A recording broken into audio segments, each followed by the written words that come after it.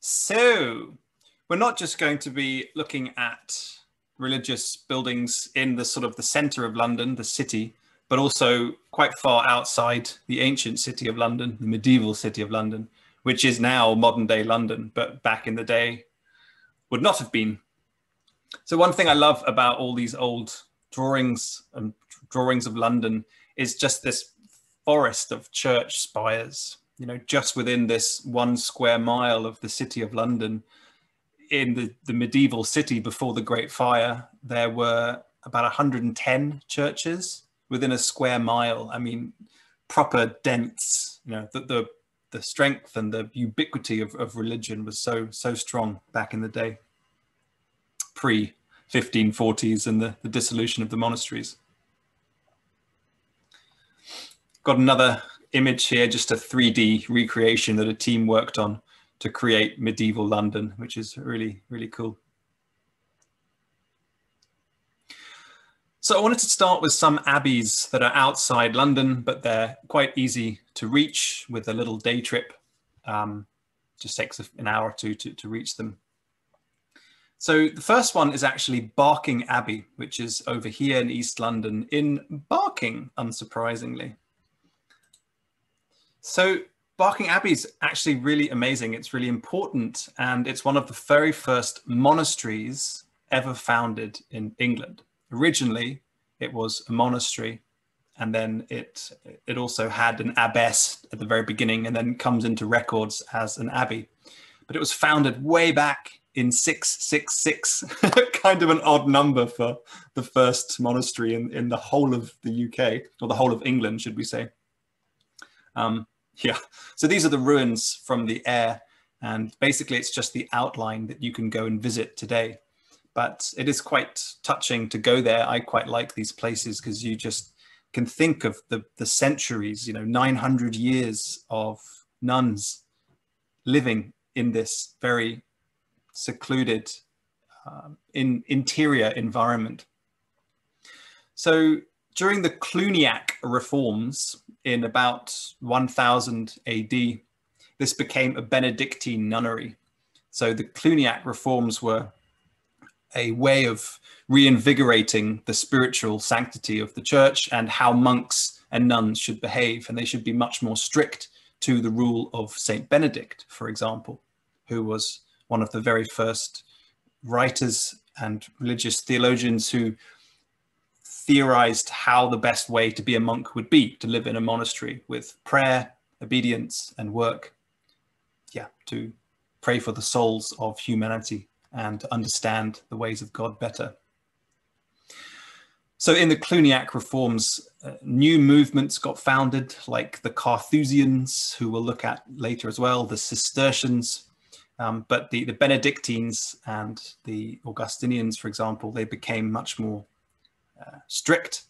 And yeah, so Barking Abbey goes way back to St. Erkenwald, but actually it was the first abbess was one of the queens of England, Ethelberta, and it continued way up until the 1500s with the dissolution of the monasteries, of this connection with royalty and connection with female power.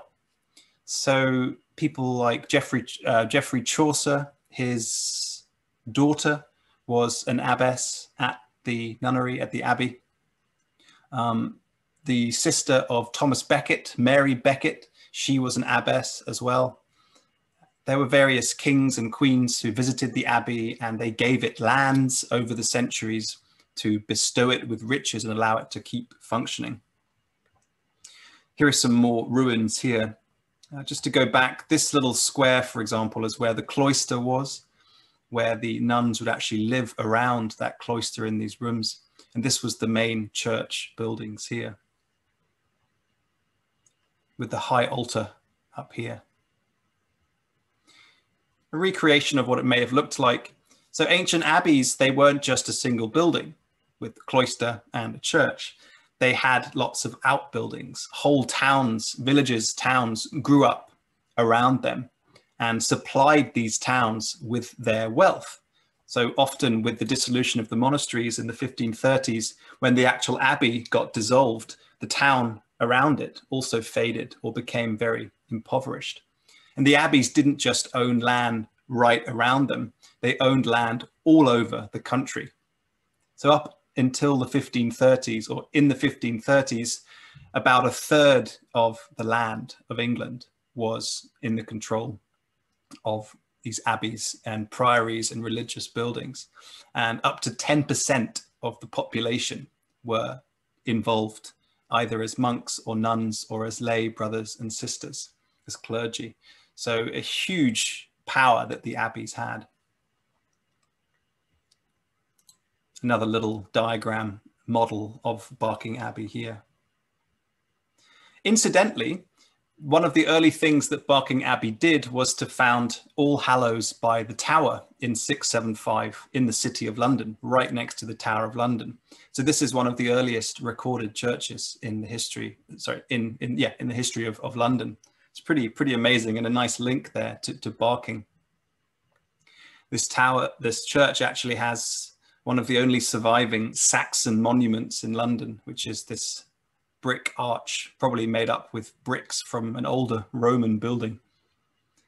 And in the basement, there is a museum where you can actually see a Roman pavement from the streets of ancient Londinium, which is really cool. But back to Barking. I've gone barking mad. Oh, God, awful. I don't know why I said that. Anyway, let's keep on going. So yeah, the nuns were very much a part of the community, part of the roles of these abbeys and monasteries was to take care of the sick and people who couldn't take care of themselves. Often this came to mean widows who had no more income, or orphans, along with the sick and the dying. Yeah, just an image of these nuns here. These monasteries and religious buildings, they often got really too full. And so more and more hospitals began to be founded after the Norman conquest, especially. It seems that hospitals are a kind of Norman invention, or Norman influence to deal with these hospice, these guests. But they were also very literary in Barking Abbey. They produced books, they read books, they copied books. The nuns and the abbesses, they were quite powerful, they were quite influential. One of them we'll look at later, Clemence of Barking. She actually wrote her own book and was really quite prominent. One of the effects of the dissolution of the monasteries was that the education for women and the empowerment of women died out very strongly in this world of the abbeys and the nunneries. If you think of someone more famous like Hildegard of Bingen in Germany, she became incredibly influential in the 11 or 1200s, I think. So the loss of these nunneries was a real loss to women's education and to women's women's ability to absorb this wider culture, literary culture and artistic culture. So there's a book written by Clemence of Barking in I think it was in the mid-1200s, about St. Catherine. And this was a really respected book about her life. St. Catherine was a really popular saint because she died for her intense belief in Christianity. And even when she was put on this wheel by the Roman Emperor Maximilian in the mid-300s, she refused to turn to paganism. But when she touched the wheel, it dissolved around her. So she couldn't really be killed. And the emperor even tried to seduce her and marry her. And she said, no, no, no, no, no, no. So she's this image of chastity and Christian purity in this female form. This is why we have Catherine wheels, because she was, pinned to this wheel as a punishment. And when she was finally beheaded, so scholars think this is all myth and legend fused from different female figures into one. That when she had her head cut off, a kind of spiritual ooze came out of her neck instead of blood. And phials of this ooze found their way to different religious buildings around the world. A couple of those were Canterbury Cathedral and Westminster Abbey. which drew crowds of pilgrims to worship at these sites and to get the healing benefits. Barking Abbey was also so important with its royal connections that it used, William the Conqueror used it a couple of months after the Battle of Hastings. So in November of 1066, he was there with his court around him at Barking Abbey. And this is actually where he met the barons, the Anglo-Saxon leaders of England, and received their obedience, their surrender to him as the new king, hearkening in the Norman era. It's kind of amazing that it happened in this little abbey that you may not have heard of before. It's still a religious site for Orthodox Catholicism. People come to worship at these very old graves. They think these gravestones are marking some of the founders of the abbey itself way back in the 600s and 700s. A couple of buildings do survive that are quite early on. One is the Curfew Tower, seen here in this old drawing, and here in a lovely black and white photo. And it still exists to this day in Barking. So this tower is from the 1300s, and it's a pretty amazing survival. It was one of the entrances into the abbey grounds. There's also this church, St. Margaret's, which is from the mid-1200s. I mean, it's amazingly old. So this would have been here at the time of Clements of Barking, for example, and this amazing, thriving world of these nuns. So another abbey to look at is down, well, I think I start with Walton Abbey up here. So this is really on the outskirts of London, just beyond Epping Forest, in this very nice suburban town or village part of London of Walton. The only thing that survives from the abbey is this church here. But it's a lovely little place with these crumble down old medieval buildings. So Walton Abbey was founded by Henry II as penance for his part in the murder of Thomas Becket, who was murdered at Canterbury Cathedral, and that's partly why Canterbury became such a huge pilgrimage site. But his penance was to build this abbey in the Augustinian order. So along with St. Benedict, St. Augustine was a very prominent early voice in the church who, from the 5th century AD or 4th century AD, who interiorized the teachings of Christianity so that people could take it into themselves much more powerfully, much more succinctly. Part of the manifesting of that was as a monastic life, that you take Christianity into yourself to become one with God and to have the peace of God. So these were these really important figures, Augustine and Benedict. From the air, you can see this little church here, which is now the parish church of Walton. Behind it stretched this huge abbey, one of the largest abbeys in England. Just to show you here a map of its previous scale with the Norman church here, and then whoop, this huge area out the back. So it's a really lovely early church as well. I think it's early 1100s or mid 1100s. I'm not sure exactly of the date, but it's got this very, you can tell with this Romanesque architecture from the Norman period with these thick columns and these round arches. So it's very simple and it feels just really, really ancient. I really like this Romanesque style. A couple of monuments do still survive along with the church, one of the entry gates into the abbey. And also the grave, one of two graves of Harold Godwinson, who was the last king of Anglo-Saxon England just for a few months in 1066 before he was defeated at the Battle of Hastings by William the Conqueror.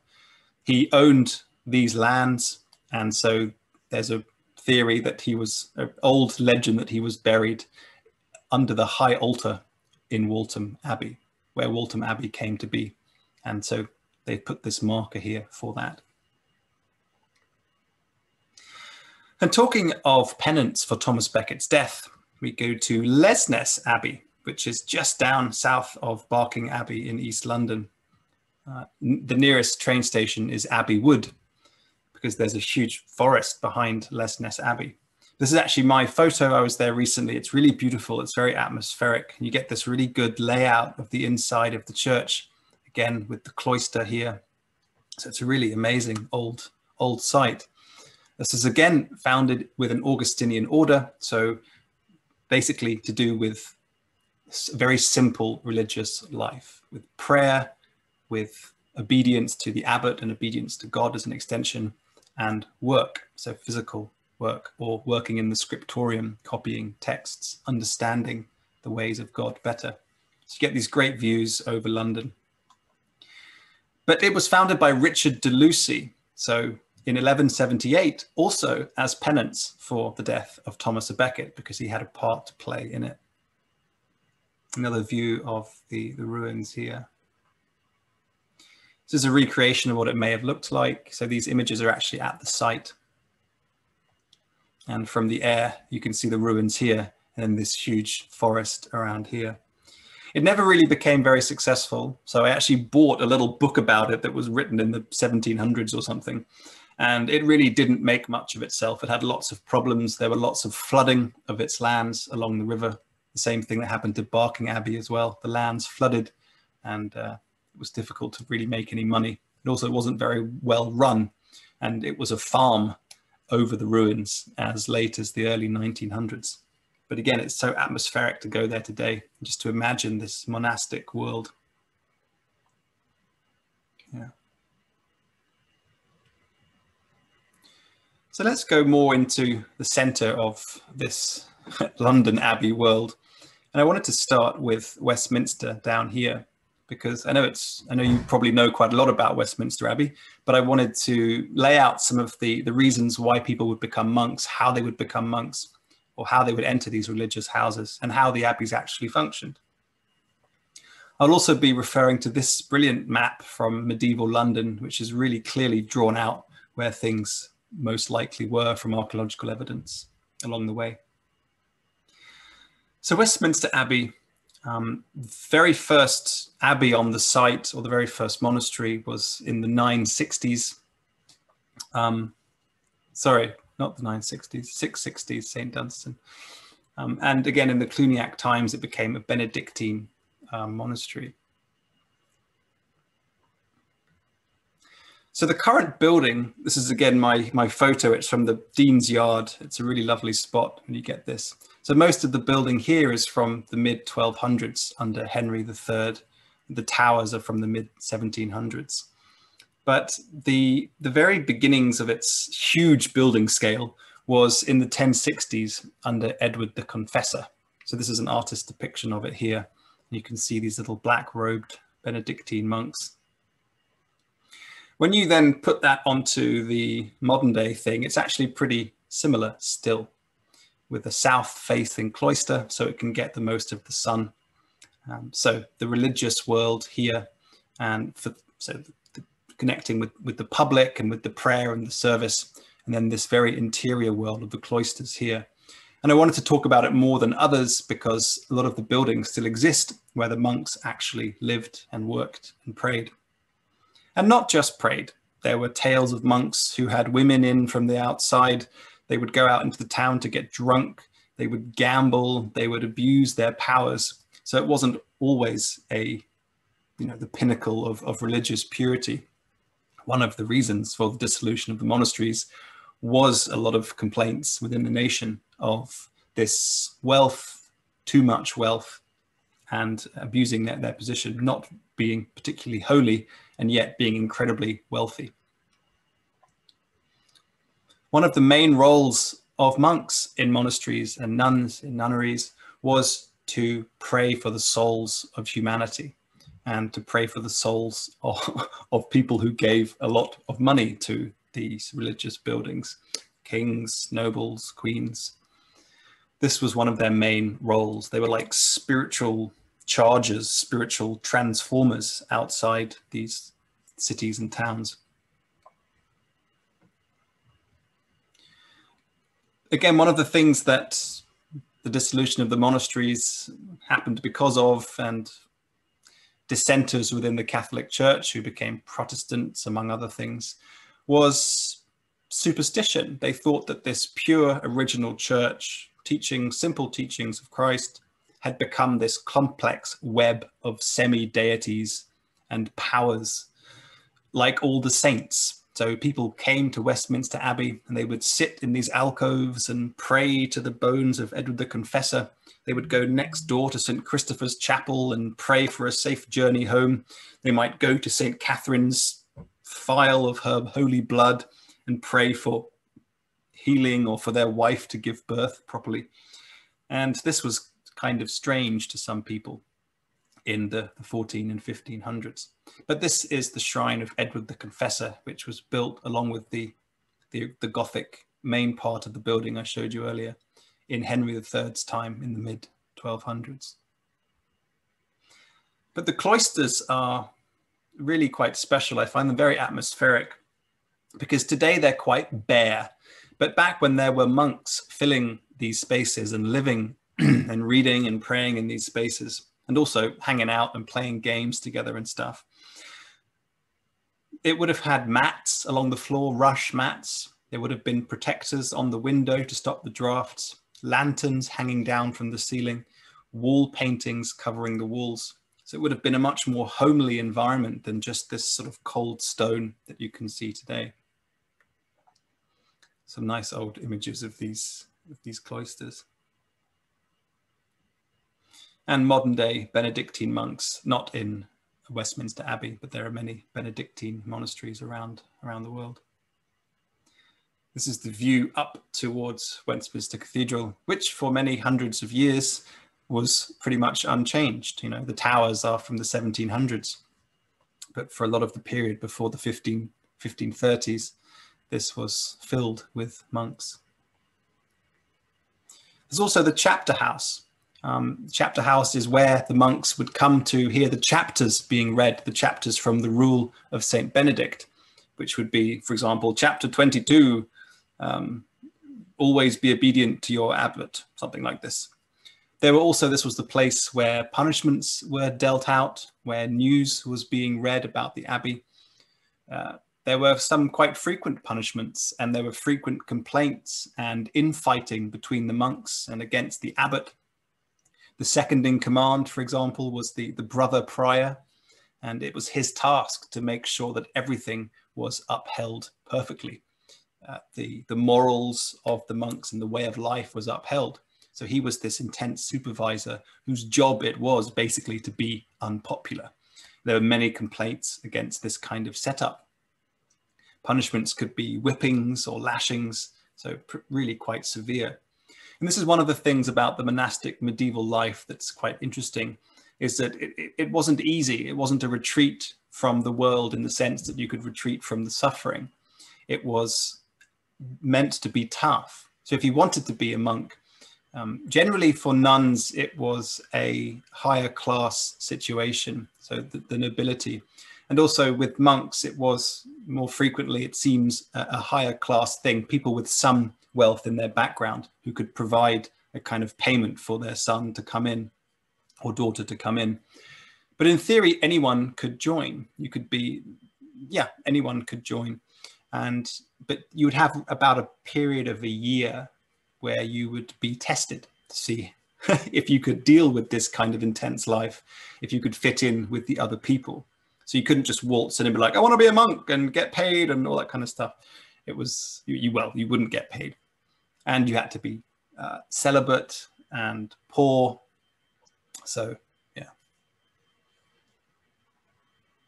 This is the chapter house from the outside. Again, this is from the time of Henry III in the mid-1200s, so it's really, really old. And actually, Edward III used this space with his nobles, with this early parliament around him, to talk together, parler in French. And they would sit really on these stools when the abbot and the monks weren't there and talk about the affairs of the country. This is the really early beginnings of the Houses of Parliament, which is really, really amazing that the building is still there. Some of these colored paintings on the wall are still there. So there were many of these very vibrantly colored paintings in these abbeys. The abbeys were incredibly wealthy, and also the priories. So a priory is a smaller version of an abbey. Of course, for political reasons, you can't just have abbeys everywhere. If you want to set up a new religious building, you have to talk to the people nearby, that you're not taking their focus, you know. So priories are generally smaller versions who have a prior or a prioress as their leader instead of an abbot or an abbess. But yes, they were full of color. They often had gold and jewels. So this was, of course, one of the things that caught the eye of Henry VIII, was the wealth of these religious buildings, to actually take these under the crown. And when they did, there are records of the kind of wealth that came from monasteries. Barking Abbey, for example, took 18 months to be completely destroyed. And the lead from its roofs was a few tens of thousands of pounds, and the stones went towards building up Henry VIII's palace in Greenwich and stuff. So, and others were sold off to the local people. So most of the abbeys faced this kind of fate in England after the dissolution of the monasteries. And there's also this tile from Henry III's time. There are a few tiles, floor tiles, with the 3 lions. Henry III was the first to use this image. A couple of images here of monks in the chapter house and in the refectory, where they would have had someone reading to them while they were eating, so they get no break from contemplating God. And generally these would have been in silence, these meals.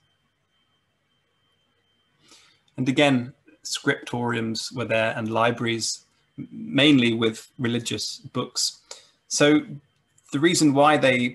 of the reasons why they had these libraries and focused on reading and on knowledge was to understand God better. And this is how they used the Greco-Roman works, people like Aristotle and Plato. They tried to fuse those into Christianity. And by studying the ancients, you could also study Christianity as an extension, which is partly why in Europe, at least, some of these texts actually survive, because they get copied in order to study God better. So let's go into the city of London and to this lovely map here, and down to one place that I find quite interesting, which is just outside Aldgate, one of the 7 gates of London. And it's the Holy Trinity Priory. I had a really tough time to filter down all of these places, because if you look at this map, all of these little buildings outside the city, these are all religious priories or monasteries, all these places along by the south of the river as well, and also inside the walls. So, I mean, they're just everywhere. Black friars, white friars, grey friars. So I've tried to pick some of the ones that have some actual remains standing. So yes, one of these is the Holy Trinity Priory. Again, in the Augustinian order, and founded in 1108 by Queen Matilda. So it's very early on. And a bit like Barking Abbey, it had this connection with royalty. Various princes and princesses would go there to be educated, for example. Again, this is pre-1540 with the dissolution of the monasteries. It had lands given to it from within the city. It had lands given to it from outside the city. And these lands were worked by people who would then give part of their produce towards the abbey. And again, one of the complaints of the Protestant world was that these monks and these abbots and abbesses, they were becoming more and more and more involved in running these lands. The abbots and the abbesses, they were dining with kings, and they were living in their own separate outbuildings in a lot of luxury and wealth. In Westminster Abbey, for example, we know that about a third of the about 80 monks living in the abbey were involved in the admin in the secular world, running lands, running other kinds of buildings or enterprises that were making them money. Anyway, yeah. So this is the Holy Trinity Priory here. And there's a plaque to mark it. An interesting figure is Peter of Cornwall. who spent most of his life in the Holy Trinity Priory and wrote a book, the Book of Revelations. But it was a very important center of learning. So they had a library and a scriptorium there. And I'm always fascinated in these libraries and scriptoriums. I find them interesting how new ideas developed in them, and different kinds of works were published. A few remains exist in local office buildings, some of these medieval arches, which is pretty awesome, from the 1100s. And also the layout of the old buildings you can still get a feel for.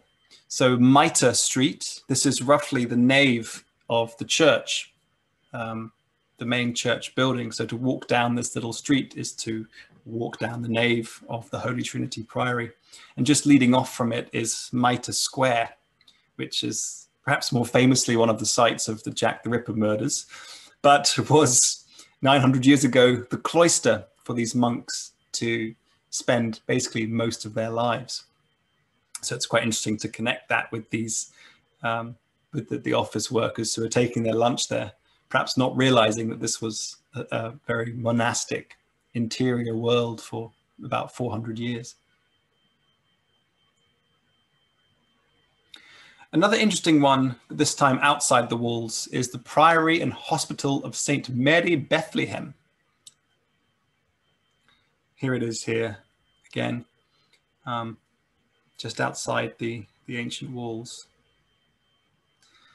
So its full name, the Priory and the New Order of Our Lady of Bethlehem. So this was founded by Goffredo de Prefetti in 1247. And this order was part of the Crusader world, the same with the Knights Templar and the Knights Hospitaller, who we'll look at, and many others. It was a military order that was trying to uphold Christian power in Jerusalem and in the Holy Land. Jerusalem and Bethlehem, for example, had been conquered by the Crusaders in 1099. It was this great victory for Europe, or Christendom. But then it started to fade away and it got retaken over. And so this effort, these kinds of buildings like the New Order and the Knights Templar, these kinds of priories and religious buildings were a way of raising money for that cause. So these buildings originally was a way of raising money for the continued effort to keep the Holy Land in Christian hands. It got a reputation, though, for madness. No one knows exactly when that happened. But if you think of the word bedlam today, meaning insanity, things completely crazy, this comes from this hospital, Bethlehem. By the 1300s, there are accounts of its squalor, and it's really bad. It was really badly run because after the Crusader world faded, there wasn't that much interest in this place as a hospital and as a religious priory. And then it got taken over by the City of London. But it kind of had constant squalor really up until the 1800s. It had, it was pretty horrible environment. This is a quote from William Gregory in 1450. "The church of Our Lady that is named Bedlam. Then in that place be found many men that be fallen out of their wit, and full honestly they be kept in that place. And some be restored unto their wit and health again, and some be abiding therein forever.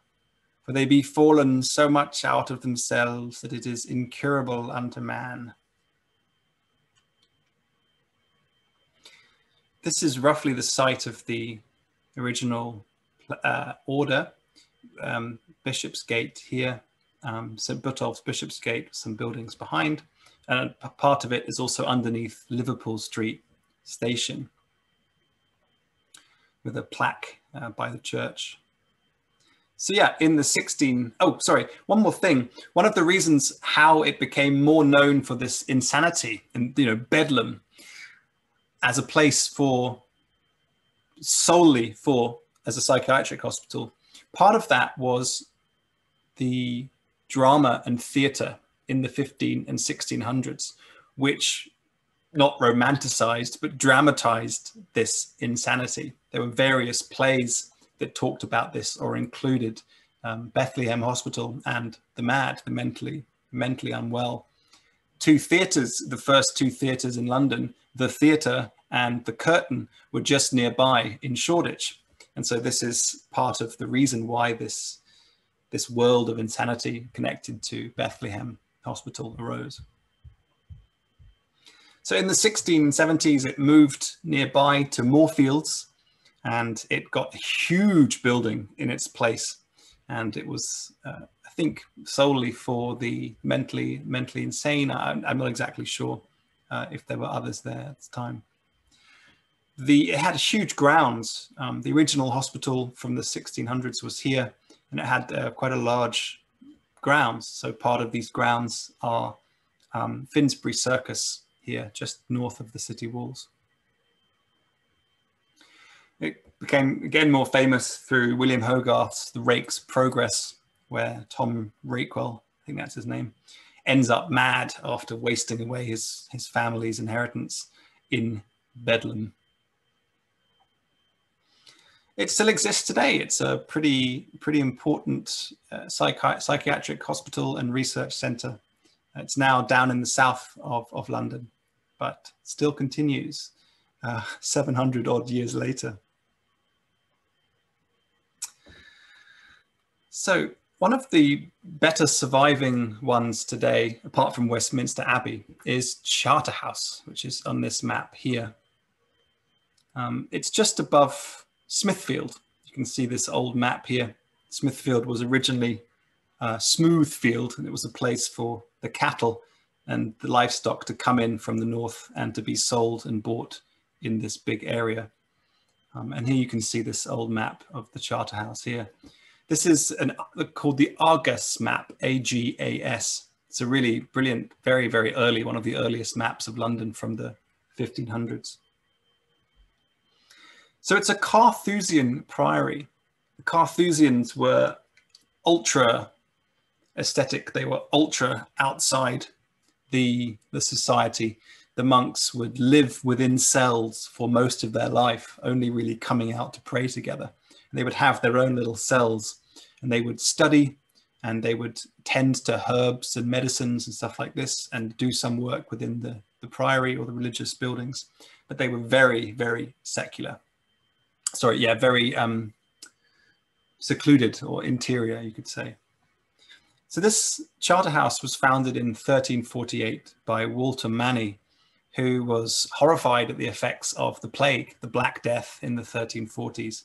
And there was a huge mass grave pit in Charterhouse Square, which is now quite a nice place to go and sit. Up to something like 5,000 bodies are buried here from the plague time. And he then asked for land to be used for this, a priory. Yeah, this is just another view of the square. This is from a time when it became a school in the 1700s and 1800s, Charterhouse Boys' School. A lot of the old original buildings from the 1300s, well, not a lot, some of them still exist, like the gatehouse here and this checkered section of wall along here. So these are 700-year-old remains of this old Carthusian priory. Here's an actual modern day photo of it with this gate here and the wall.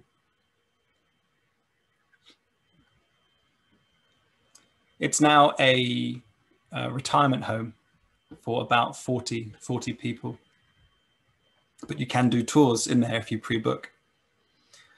Just inside the entranceway, they've marked out where the original church was, because the church building was actually knocked down in the dissolution of the monasteries, when this then became largely what you see today, which is a kind of rambling Tudor house. Became a very prominent, very upper class house, was visited by kings and queens, as we'll see in a sec.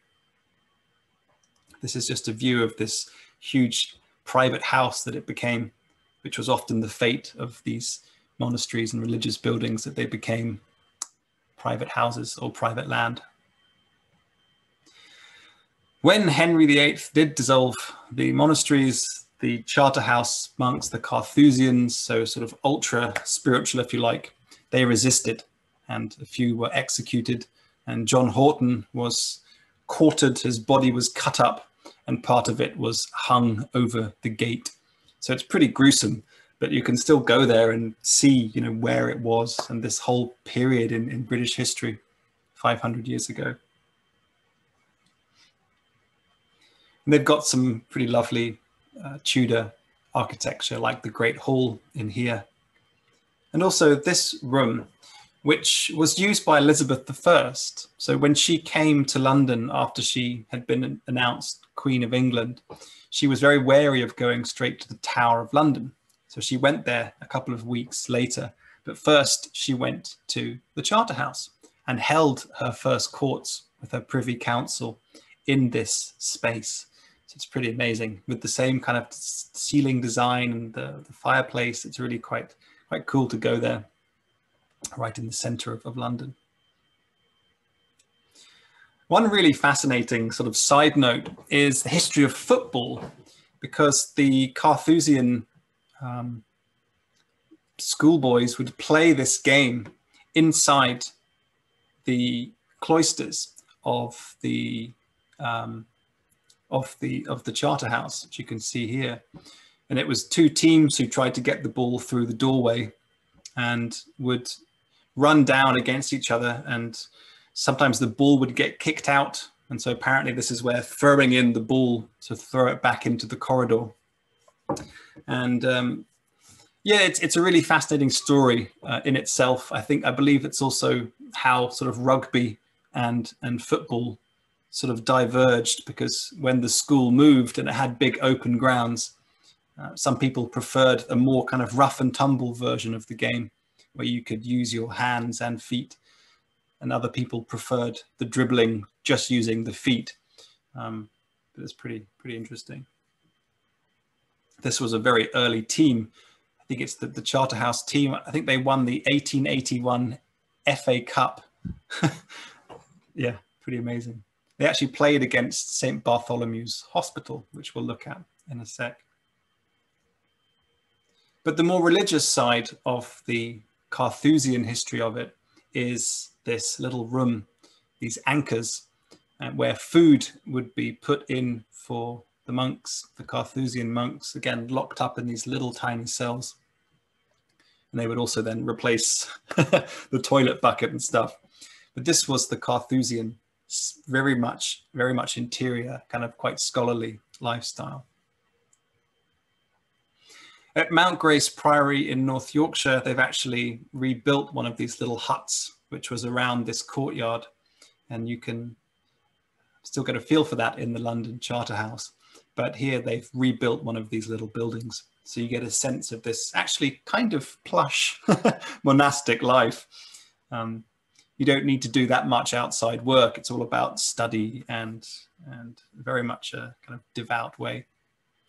And St. Hugh's Charterhouse in West Sussex, so quite near London actually, was set up in the 1800s. So this is a Carthusian monastery functioning to this day. You can see all of these little separate cells around this courtyard where the monks live very much by themselves.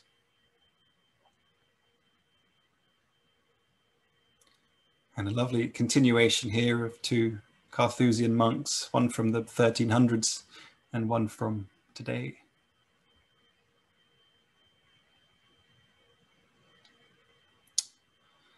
So just next to Smithfield, or bordering Smithfield, is St. Bartholomew's Priory and also St. Bartholomew's Hospital.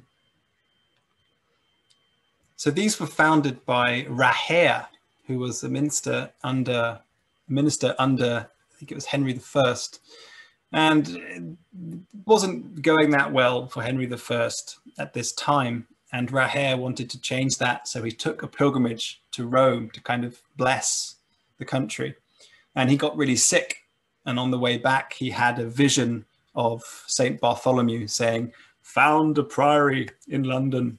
And so he founded a priory on this site back in 1123. And the interior of the church goes back to this time. The exterior is a kind of jumble of different eras.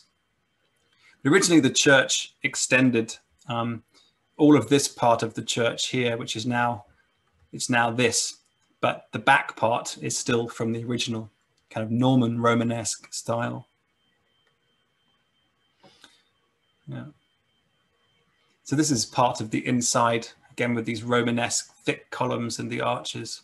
And this is the tomb of Rahir himself. I'll go back inside in a sec, but just outside, which once would have been the actual entrance to the church, is this gateway. And they didn't actually know that this medieval building was there. And then in the early 1900s, they took away the brickwork and found this Tudor building from the late 1550s underneath it. I read that apparently tour guides will tell you that Mary watched Protestants being burned from this building, but actually it was built about a couple of years after she died. So, but anyway, it overlooks Smithfield, where Protestants were burned. So when Mary came to power after Elizabeth I, she returned England back to Catholicism, and some of the abbeys, like Westminster Abbey, they got their monks back, and nuns came back into nunneries for 4 or 5 years, and then they had to then go again. When they went, the monks and nuns, they did various different things. Very few were, executed like the ones at the Charterhouse. Many got absorbed into the Church of England, and they became, parts of the church, and they received payment, and they seem to have been quite happy, or not wanting to die or to face the unknown out in the other world, and just got absorbed into the Church of England. Others went abroad to France and Italy and other places, to monasteries that were still functioning there.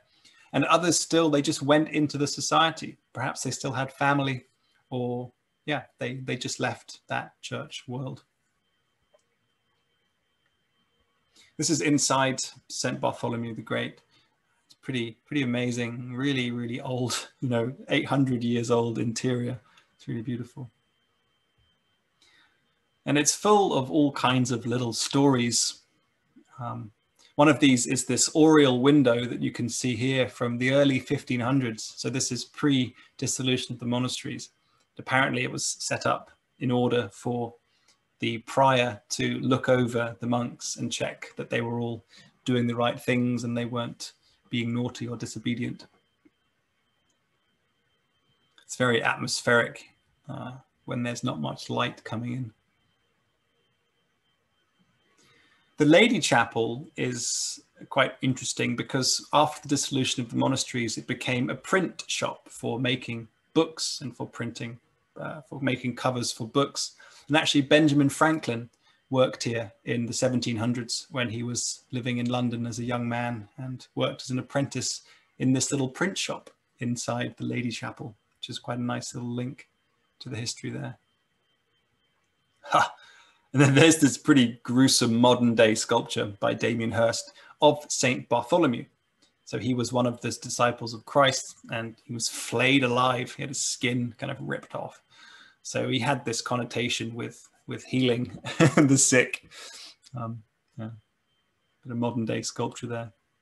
It's a pretty bold thing to have in the church, actually.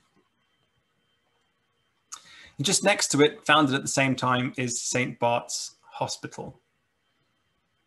It's still there to this day. So it's got a pretty ancient lineage of 800 years odd of there being these religious buildings and hospitals there.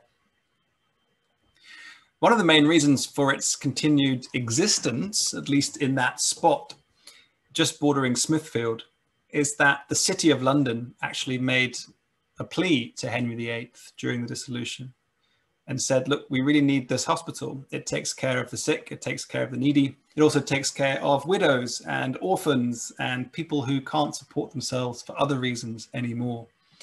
And Henry VIII allowed it to continue. And so he has a statue, the only statue in London of Henry VIII, just outside the entrance. And just inside is St. Bartholomew the Less, which is from the 1400s, and just the tower survives. But again, to go in there, it's just this very different world. You immediately feel like you're in this medieval world again. And then we'll go down to the shore of the Thames, down to this area, just outside the western gate of the city of Ludgate. Just along Fleet Street, Fleet Street because of the River Fleet running down here, which now runs underground, was the Temple Bar, which was one of the entrances into the city of London as a kind of province. And just next to that is a really cool bit of history. So here's Fleet Street and this lovely medieval map and the new temple. So this area here I want to talk about. But you can see here the White Friars and then the Black Friars. So these huge areas of really powerful ground that were these religious monasteries, but not much of these two survive at all. So the entrance into the Temple Church, one of the entrances, is on Fleet Street through this very old building, which is from the 1600s. So it's a really cool old feel to go in and enter. This is now part of the Inns of Court, the 4 Inns of Court, where you, very powerful law area in London. And this is the Temple Church.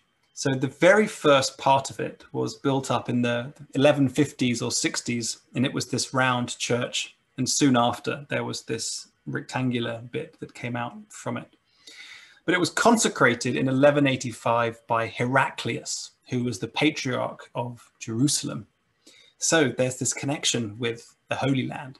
And the Knights Templar, their full name, poor fellow soldiers of Christ and of the Temple of Solomon, hence the Knights Templar. I'll talk about the Temple of Solomon in a sec. And they originally had lands near Holborn, so very nearby. But as they grew and grew, they then took lands by the river here, and it became then Temple Church. And around it were training grounds, military barracks, buildings for the higher up orders. But they were monks. They were expected to be poor, to be celibate, and to help others, particularly to help people in the Holy Land.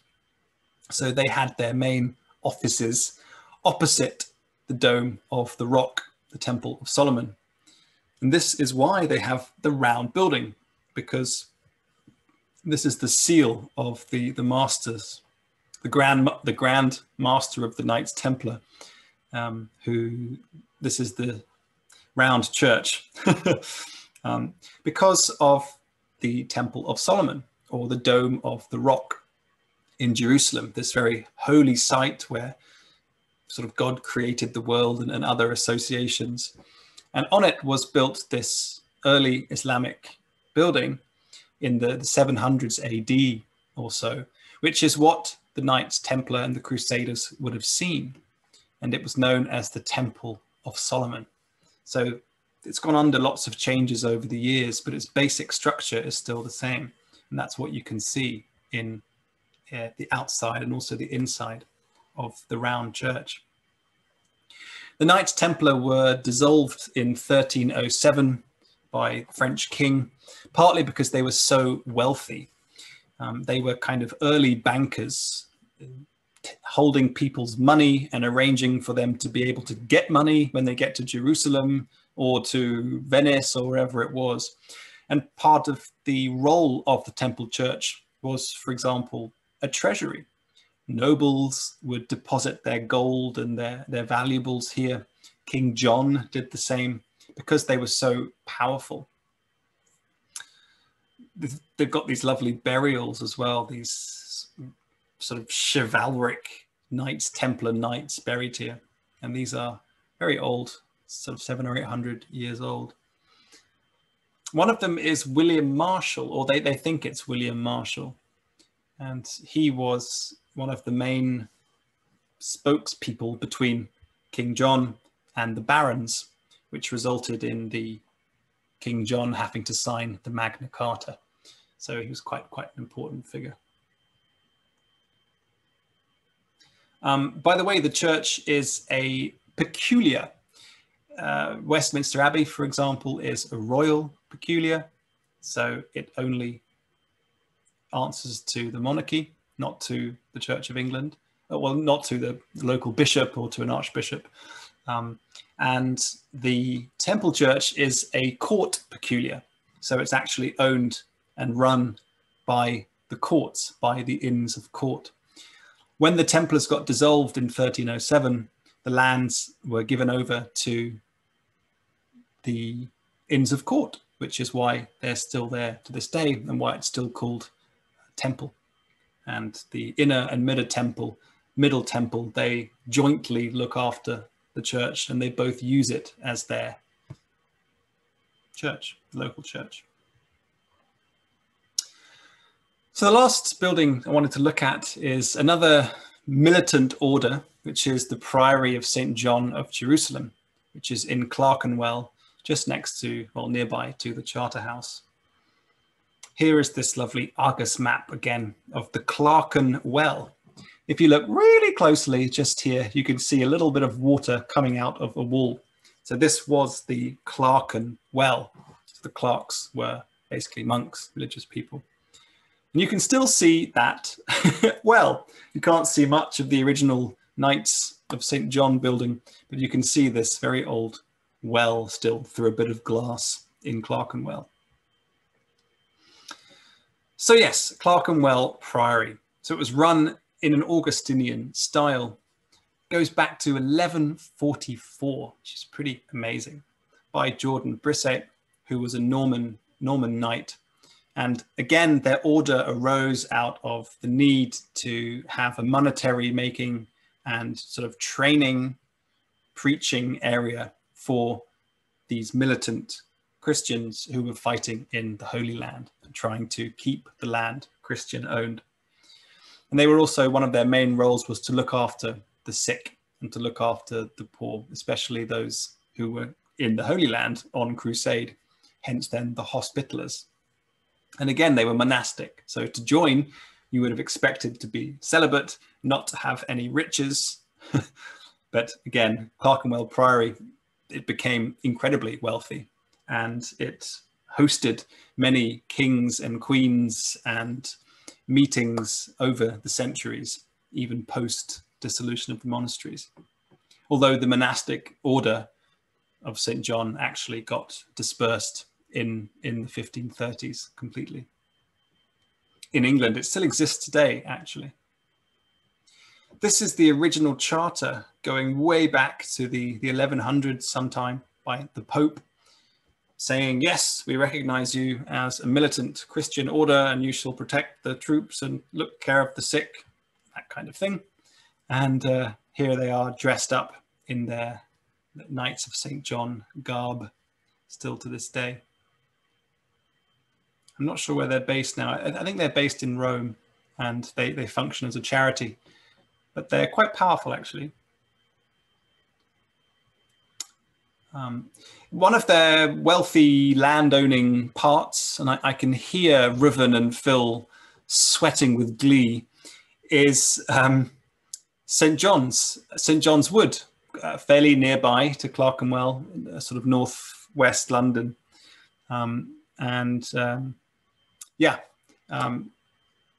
They owned this land and used it for farming and for building later on. And this brought in a lot of wealth from them. And that's why it's called St. John's Wood after them. The priory was destroyed quite badly in the Peasants' Revolt in 1381 because it was so wealthy and because it had royal connections. So it was targeted because it was so powerful. But it was rebuilt, and in the 15 and 1600s, it actually became a really, really prominent palace, especially after the dissolution of the monasteries. It became really quite palatial and would host kings and queens and banquets and all kinds of stuff. Some of the remains, one of the entranceways is St. John's Gate, Clarkenwell. And here are some pictures over the ages and still exists to this day, which is pretty amazing. The actual gate goes back to, I believe, the early 1500s. So it's not old, but it's still pretty old. There are also crypts beneath where the old church and religious buildings used to be. And these crypts go right back to the 1140s. Pretty amazing. So St. John's Ambulance is a kind of direct continuation of this order. And the original stone that was actually blessed by this guy Heraclius of Jerusalem in 1185 when the priory was consecrated. The original stone is actually outside St. John's Ambulance Centre in Exmouth. So yeah, not in London anymore, but it's from that building. They've also got a museum with some pretty interesting stuff in it.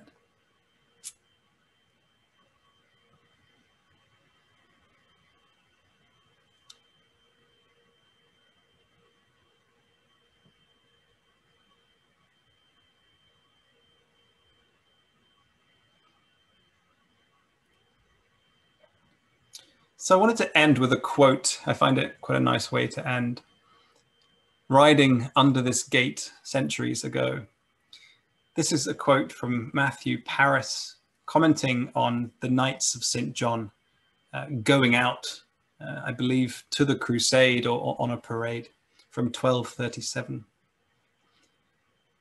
The Hospitallers sent their prior Theodoric, a German by birth and a most clever knight, with a body of other knights and stipendiary attendants, and a large sum of money, to the assistance of the Holy Land.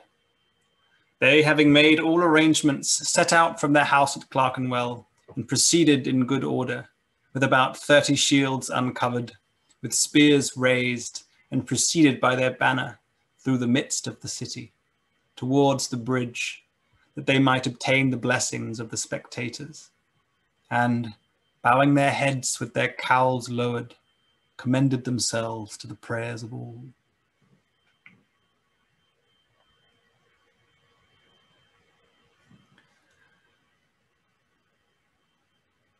So that's the end of the talk. I hope you enjoyed that introduction to some of these old religious buildings and abbeys, and thank you so much for joining.